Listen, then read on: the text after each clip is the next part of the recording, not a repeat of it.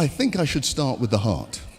If we're going to talk about disease, because heart disease is still globally the biggest killer, why don't we start with heart? What things can we do to prevent or reverse heart disease? I'm sure you're all great students, you've all had it written down, but let me remind you, one of the most important things you can do to reverse heart disease is to have a healthy plant-based diet. I mentioned earlier that when I was doing cardiothoracic surgery up in Cambridge, heavy work, really heavy work. We had to do 3 of these bypasses every single day, enormously tiring. But what we had to do is open up somebody's chest, stop their heart, link it up to a big contraption, and then try and close them all up again. It was a big, big deal. The person would be in pain for months. They'd need rehabilitation. And then, at least, if it was a successful operation, they'd be alive. But evidence has shown us from years ago that just by changing your diet into a healthy plant-based diet, no meat, no milk, no refined sugar, those arteries that were closing down can now open up. Now, for me, even today, I've been doing this for many, many years. It's still miraculous to me that you can reverse one of the biggest problems in the world in terms of health just by changing your diet. You can get rid of doctors like me, and you can just replace it with a healthy diet. That is amazing, and I commend it to all of you. Some of you may have heart disease today. You may have an appointment to see a doctor in a few weeks or months. I can guarantee you, if you go onto a healthy plant-based diet today, by the time you see the doctor, you may not even need an operation. I guarantee that's true. I've seen it with my own eyes. So that's heart disease. What about high blood pressure? If I was to ask you, do you know somebody with high blood pressure? Everybody would say yes. It's such a prevalent disease. Now, what few tips have I given you to reverse high blood pressure? Well, plant-based diet is absolutely good. You have to exercise. We've seen Teeny skipping along this very stage, demonstrating how we have to exercise. It's brilliant. Water. I think water is one of the simplest things you can do to lower your blood pressure. Remember the example I gave you. If you were swimming in a lake, that's fine. If you were swimming in a lake of honey, that will be incredibly difficult because it's so thick. And that's what happens to your blood. If you don't have enough water in it, it becomes incredibly thick. You then have to use a lot of energy to push that blood around the system. Therefore, your blood pressure has to rise. Here's something though, going on from the plant-based diet, we said that greens do something quite remarkable in our arteries. They get the interior of our arteries to release a chemical called nitric oxide. That nitric oxide opens up the arteries all over. I told you nitric oxide is the active ingredient of Viagra. Okay, I know none of you have heard of it, none of you need to use it, but I can tell you when it comes to things like erectile dysfunction, rather than reaching for the pill, the best thing to do is reach for those greens. And let me remind you, gentlemen, because this is very important, if you have an episode of erectile dysfunction, you're at a high risk of having a heart attack or a stroke in the next 5 years. So rather than just going to the pill, start thinking about changing your lifestyles. Number 3, cancer. What things have we said about cancer? Well, I always tell people, and I've been speaking to a lot of people in the clinics throughout the weeks, if you have cancer, there are certain things that you must do. Cancer loves sugar. You must eliminate refined sugar. Vitamin D is key. You must have high levels of vitamin D. I recommend 20,000 units per day. Along with that, vitamin C, high dose. I have seen with my very own eyes people on high doses of vitamin C having their cancer reversed. We cannot guarantee it. Don't quote me. You can't guarantee it. But I have seen people on high doses of vitamin C have their cancer reversed. And remember, if you do have cancer, you must seek medical advice. I told you earlier during the week that those people who just say, I just want to go the natural route, often they don't survive. What you must do is seek medical attention and do the lifestyle, and then you have the best possible chance of surviving cancer. Medical attention alone does something, but it doesn't do everything. I remember when I used to be in the hospitals, the doctors would treat you for cancer and then allow you to eat the same foods that would cause cancer. That doesn't make any sense. So hospital treatment is good, but match that with lifestyle change, you've got a great chance of getting through, honestly. Now, what else can you do for cancer? I always say you should spice up your life.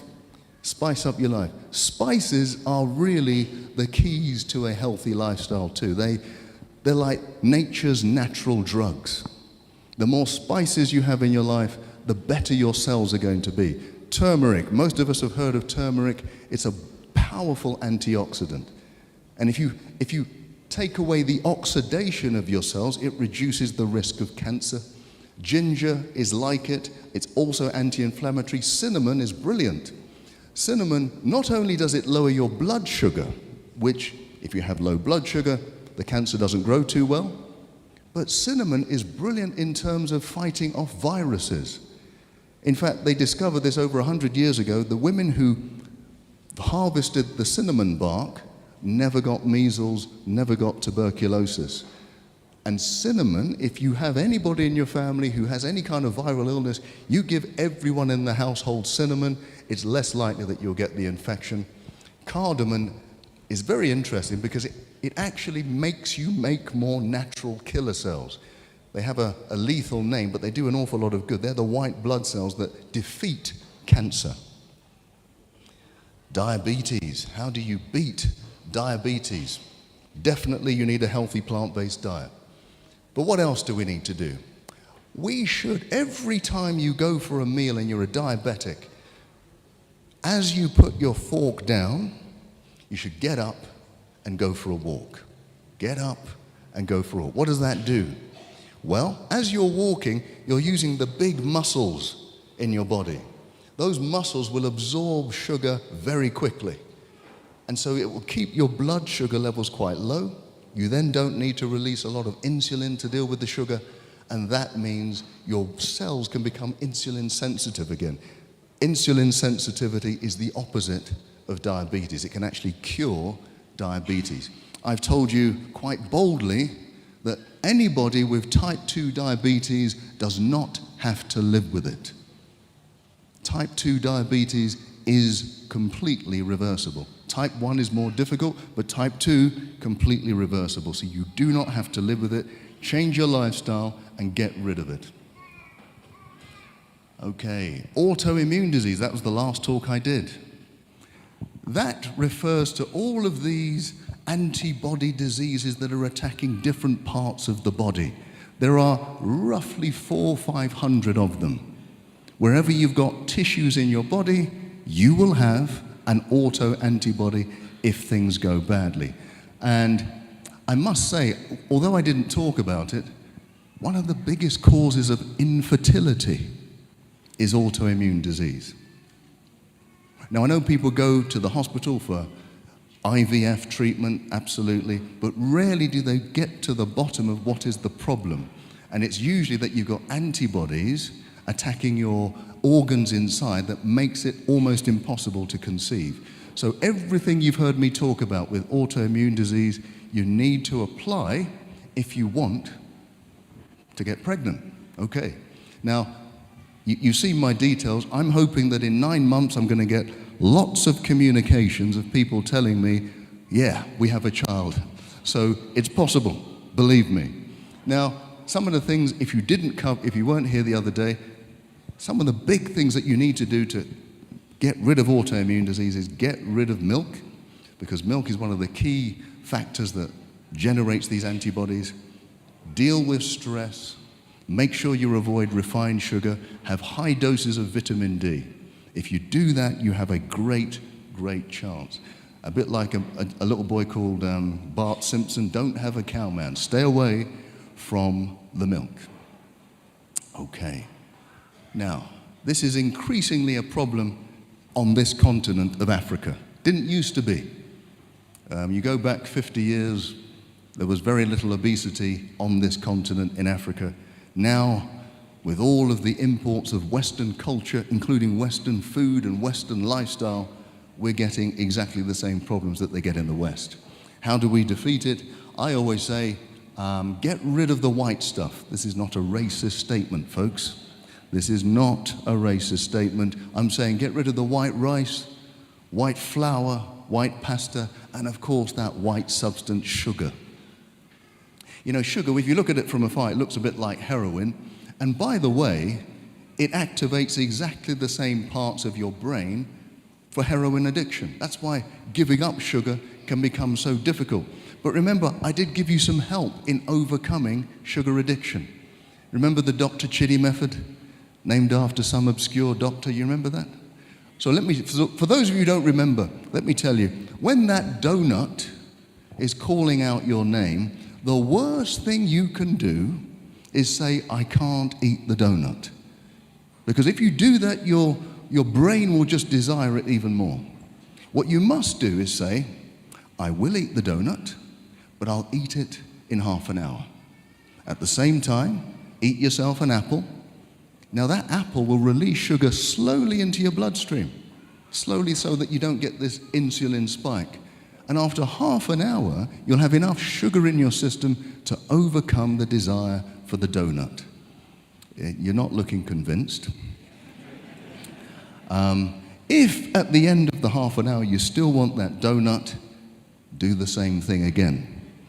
At the end of the day, you may have eaten 5 apples. That's okay, that's your 5 a day, right?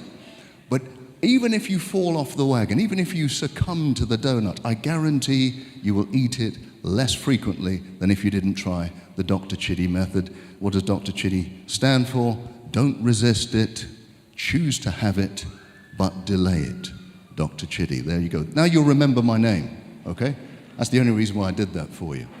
But seriously, sugar has been a serious business, especially on this continent. We used to be slaves for sugar, now we're slaves to sugar. We need to get rid of the sugar, absolutely.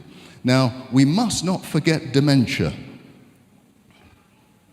Okay, some of you understood what I was talking about. We must not forget dementia. Okay, I can hear one person, they've understood. Right, dementia, for me, is now one of the most feared diseases around. When I was younger, a younger doctor, it used to be cancer. But now dementia, losing your memory, losing your personality, nobody wants that. It's a fearful thing. The good news is, and there is good news about dementia, it is a lifestyle disease. It is not random. Now you may have seen studies to say, well, there's a genetic makeup. There is. There are genes for dementia.